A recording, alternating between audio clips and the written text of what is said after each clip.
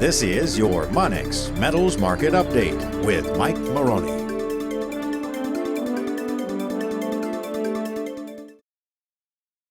Good afternoon. My name is Mike Maroney, and I am coming to you today from the Monex Precious Metals Studio. It's Monday, May 8th, and we're going to do our Precious Metals Weekly Preview. Well, first thing we need to do is go back to Friday and talk a little bit about the jobs number. On Friday, the jobs number came out, and it was expected to come in at 170,000 new jobs. The number was a little bit better than expected. It came in at 211,000 new jobs, but the unemployment number actually dropped down to 4.5%. Now, what this has done is it has solidified the fact that when the Fed meets again in June, that they are fully expected to raise rates by a minimum of 1/4 of 1 point.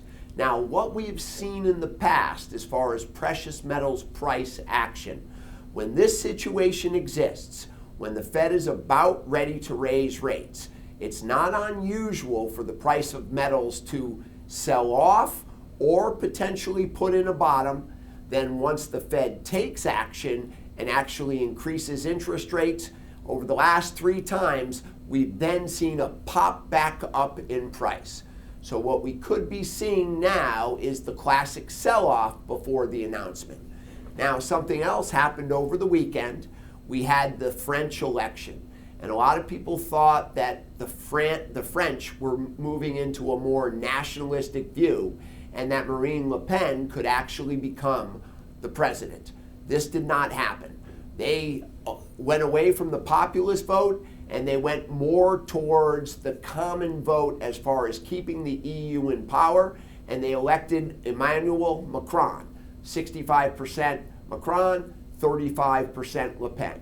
Now, even though Le Pen did not win, if you think about it, 1/3 of the population of France is not happy with the current government and would actually like to see France exit out of the euro. If this continues to grow, if unemployment doesn't get better and the French economy doesn't get better, watch for this to be a major problem in the future. Now, as far as price is concerned, gold came down, tested the 400-day moving average in the spot market right at 1224. Gold was able to hold above that moving average. Silver came down, tested the 400-day moving average at 1687, but unfortunately, silver had a little bit more downside volatility. It pushed all the way down to 1612.5. Now, our low close back in December was 1578. That could be the bottom line support as far as silver is concerned. So even though it's still trading above 16, you may see an additional pullback down into the high 15s if gold were to break under the 400-day moving average. But all in all, what it looks like right now is that gold and silver are searching for a bottom as we head closer to that inevitable announcement by the Fed.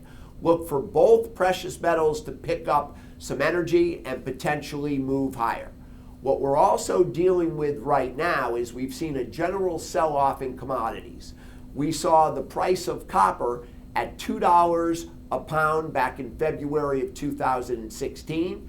Then in February of this year, we saw copper hit $2.85. Now, a lot of that was predicated on the expectation that the U.S. economy was going to start to pick up with all the moves that our new president planned to make. Unfortunately, we haven't seen those moves implemented. And if we do, that should help as far as growth, and potentially that should help push that inflationary number higher, which would also be bullish for precious metals. The bottom line in investing, if you want to buy low and sell high, the first thing you need to do is buy low.